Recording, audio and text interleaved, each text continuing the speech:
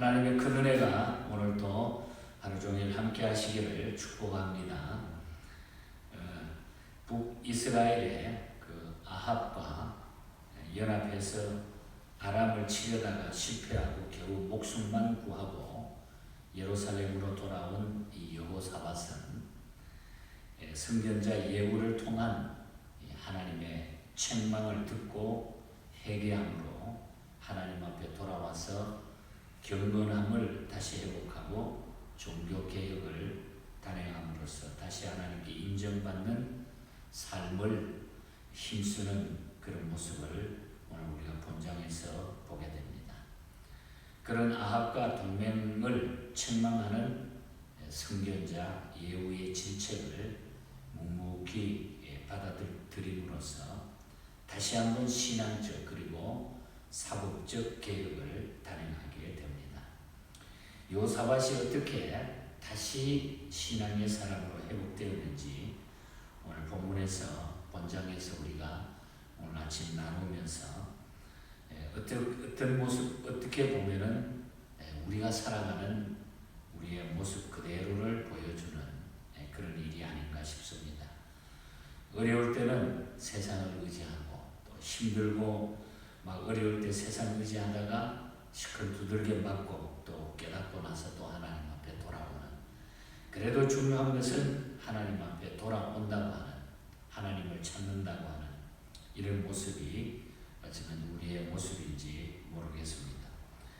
먼저 이 여호사밧은 실수를 인정하는 겸손함이 그에게 있었다는 것입니다. 여호사밧은 아합과의 군사 동맹 결과 죽을 위기에서 부사일생으로 살아 귀환했습니다. 우리가 18장 앞장에서 보았죠. 아합은 죽었죠. 그 전쟁에서 죽었지만 여호사밧은 겨우 살아서 돌아옵니다. 이것은 하나님의 배려였습니다. 하나님께서는 당신의 길을 잘 따라 행동하다가 잠깐 그 길을 비켜나간 사람과 아예 처음부터 하나님의 길과 반대되는 길을 걷는 사람 사이에 차이를 두신다는 것입니다. 아합은 후자의 사람이고 여호사밧은 전자의 사람이었기에 잘못된 행동을 했지만은 목숨만을 구하게 해주셨다고 하는 것입니다. 그러나 하나님은 선견자 예후를 통해서 여호사밧을 책망하죠. 아주 호되게 책망을 하게 됩니다. 하나님이 미워하는 자와 연합을 맺은 것은 하나님이 기뻐하시는 일이 아닙니다 라고 2절에 보면은 아주 강력하게 예후를 통해서 책망을 하도록 했습니다. 이 사실을 통해서 오늘 우리 성도들은 불신자에 대해서 연민이나 사랑하는 마음은 가져도 될지 몰라도 믿지 않는 자와盟예를 같이 하는 일은 해서는 안 된다는 사실을 깨닫습니다. 그래서 고린도후서 6장 14절에 사도 바울은 믿는 자와盟예를 같이 하지 말라, 믿지 않는 자와盟예를 같이 하지 말라, 이런 말씀을 우리에게 들려줍니다. 여호사밧은 선견자 예후의 이러한 책망 앞에 자기 실수를 인정하는 겸손함을 보입니다. 이런 자세는 그의 아버지 아사 왕과 몹시 대조적인 자세였습니다. 아버지 아사는 어떻게 했습니까? 16장에서 우리가 보았죠. 아람과의 동맹을 했는데 아버지는 아람과의 동맹을 책망하는 선견자 하나니를 감옥에다가 갇혀버렸죠. 투옥시켰는데, 그러나 그 아들이 예후의 책망을 받은 이 여호사밧은 겸손하게 그것을 인정하고 회개했다고 하는 것입니다. 이것은 그의 실수를 그대로 인정했다고 하는 그런 얘기입니다.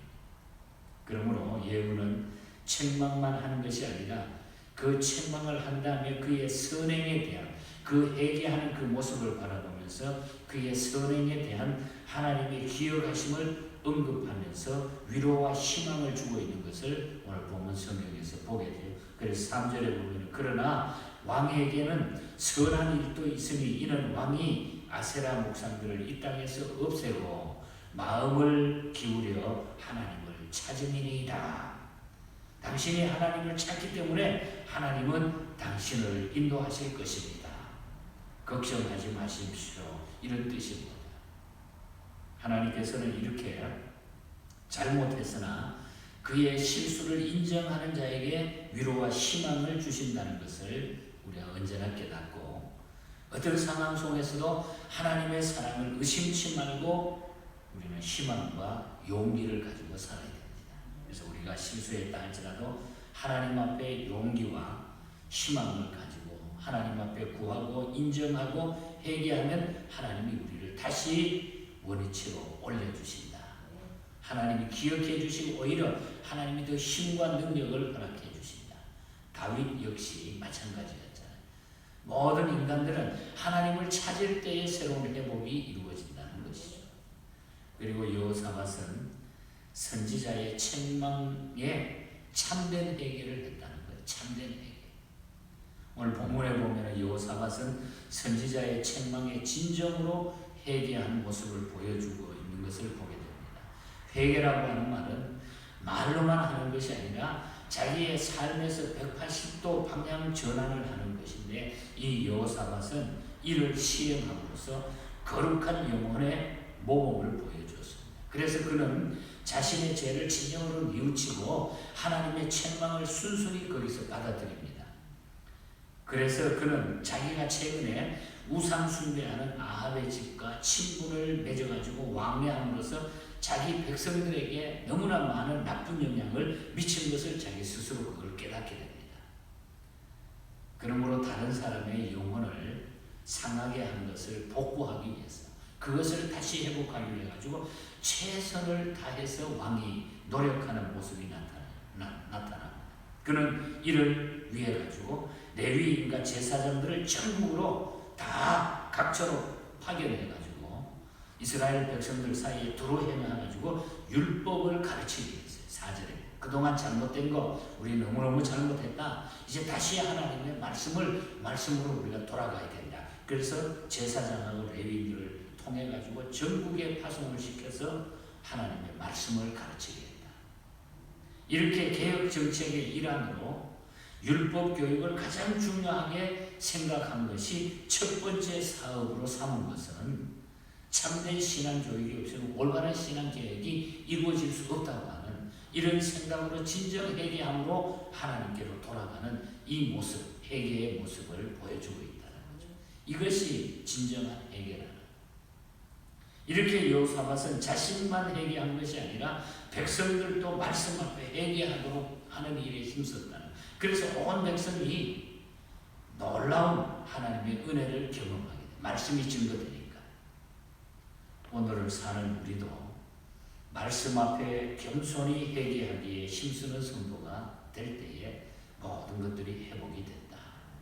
이 길밖에 없다고 합니다. 하나님 앞에. 그리고 한 가지 더 본문에서 찾을 수 있는 것은 여호사밧은 심기일전에서 그 다음에는 하나님의 일에 지난번에보다 더더욱 힘썼다고 합니다. 회개하는 후에는 더더욱 부족함을 느끼고 더더욱 하나님이 기뻐하는 일에 힘썼다. 여호사밧은 자기의 실수에 대해서 하나님 앞에 책망을 받은 후에 더 큰 열심으로 하나님의 일을 행했다는 것입니다. 유다 전역을 순회하면서 백성들에게 직접 하나님께 돌아오도록 하는 일에 열성을 보였고, 또 재판의 소송 절차를 의롭게 하도록 사법 조직의 일대 개혁을 다 단행하는 것. 11절에 보면 정의로운 원리를 세워서 백성들을 재판하도록 했습니다. 재판해가지고 백성들이 억울한 일을 당하지 않도록 직접 나서가지고 그 모든 일을 세세히 살피면서 열심을 다했다. 정의로운 원리라고 하는 것은 사람을 위한 판단이 아니라 하나님이 보시는 원리 안의 판단을 말하는 것입니다. 그러니까 하나님 앞에 우리가 부끄럽지 않게 모든 일을 행하자. 얼마나 놀라운 일입니까? 그래서 이 여호사밧은 유다의 훌륭한 3대 왕에 속하는 것입니다. 하나님은 이렇게 모든 사람이 당신의 일을 발전시켜 나가는데 개인적인 힘을 기울여 줄 것을 원하신다는 것. 우리가 열정을 가지고 주님을 섬기기를 원한다. 하나님의 일에 그래서 우리는 항상 힘쓰는 성도가 될 때 그것이 내 행복이고 내 기쁨이고 내 즐거움이 된다는 거죠. 오늘 본장의 말씀의 결론은 하나님과의 관계를 우리는 새롭게 회복해야 된다. 잘못됨이 있으면 하나님과의 관계 회복이 가장 중요하다. 하나님께로 돌아와야 된다. 모든 일은 하나님께 초점이 맞춰져야 된다. 세상 의지하면은 그때는 잘 넘어갈지 몰라요. 그 순간에는 모든 것들이 좋고 그냥 좋게 보이고 뭐 내가 최고인 마냥 꼭방석에 올라간 것처럼 생각될지 모르지만은 그러나 세상 의지한 일은 그 순간이 지나고 나면 그 다음부터는 다 허물어진다는 거죠. 하나님 앞에 돌아와 하나님을 붙들 때에 진정한 모습이 나타나고 또 그 일을 통해서 더 열정을 가지고 주님을 섬기게 된다고 이 믿음으로 우리가 끝까지 하나님 앞에 승리할 수 있는 모두가 되기를 축복합니다. 하나님 아버지 감사합니다. 세상에 눈을 돌렸던 여호사밧이 아합과 동맹한 것을 후회하며 회개하며 하나님의 선지자 예후를 통하여 경고의 메시지를 듣고 회개함으로 하나님의 더 놀라운 역사를 감당했던 하나님을 두려워하며 하나님 앞에 모든 것을 새롭게 감당하는 그 열정으로 새로워졌던 것처럼 오늘 저희들의 삶에도 날마다 이 놀라운 하나님의 역사가 일어나게 하여 주시옵소서. 우리 교회 안에 우리 성도들의 가정 안에 이런 놀라운 은혜가 날마다 차고 넘치게 하여 주시옵소서. 이 한 주간도 우리 성도들 곳곳에서 지켜주시고 모든 일들, 모든 가정들, 모든 대소사들을 우리 하나님이 함께하여 주시옵소서. 교회를 붙잡아 주시옵소서. 이 무더운 여름의 건강도 지켜 주시옵소서. 출타 중에 있는 성도들, 병석에 있는 성도들 특별히 기억하여 주시옵소서. 거룩하신 예수님 이름으로 기도하옵나이다. 아멘.